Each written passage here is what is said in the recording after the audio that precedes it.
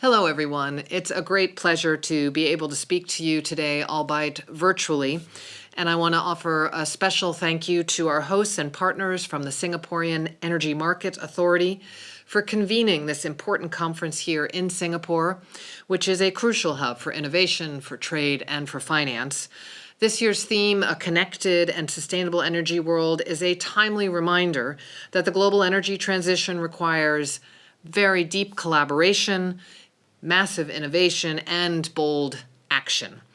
And as we confront the pressing challenges of the climate crisis, Germany very much looks to Singapore and indeed the whole region as an economic key partner in the green energies of the future and industries of the future, and in advancing our shared goals of climate resilience, energy security, and sustainable development.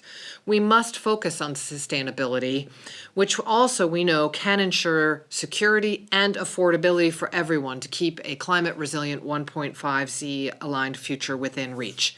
We must think energy security, economic security, and climate security together, and we can. Now, looking back, we know that last year at COP28, we had quite a breakthrough in the global energy goals. And this means that the global shift away from fossil fuels is unstoppable. It is undeniable. In Germany, for example, in the first half of 2024, renewable energy sources covered 60% of our electricity needs, 64% rise of investment in renewables in 2023 in Germany. And so we know that we are on the cusp of that deeper transformation of the energy systems. The International Energy Agency tells us 85% of new power plants are renewable. But now it's really about how we move from that cusp into the positive tipping points in technology development and societal change at the pace and the scale required to keep that 1.5 goal within sight. This is really the most important question for all of us, whether it be policymakers, scientists, NGOs, youth, companies, citizens of countries. This is what we need to focus on. So finding the right answers to this question, it's challenging, but it harbors the potential to bring tremendous benefits to many, and in many ways, as we look around the world and see the climate impacts hitting, we have no choice to work forward and do this together. So what, however, about finance? We know that looking at the global transitions, there is a substantial gap between global investment needs and finance available. We need investments in the order of trillions, requiring a truly global effort and an economic transformation both at high speed and scale.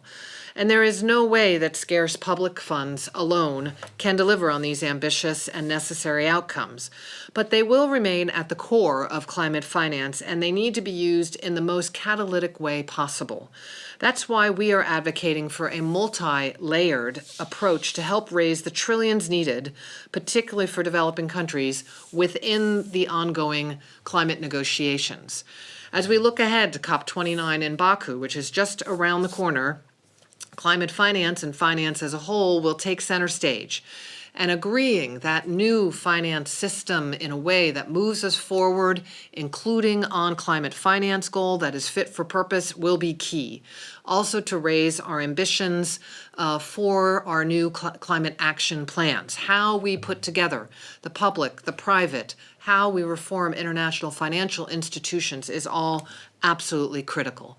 And in climate finance, we have to say, we know that the world has changed.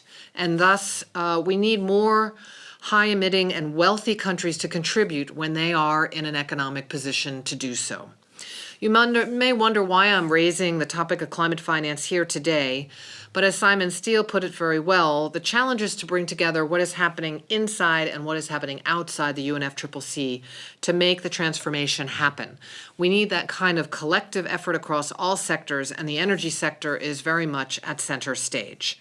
But it won't happen without all of you, all of us being active. So let me end by a call to action for everyone who is there today.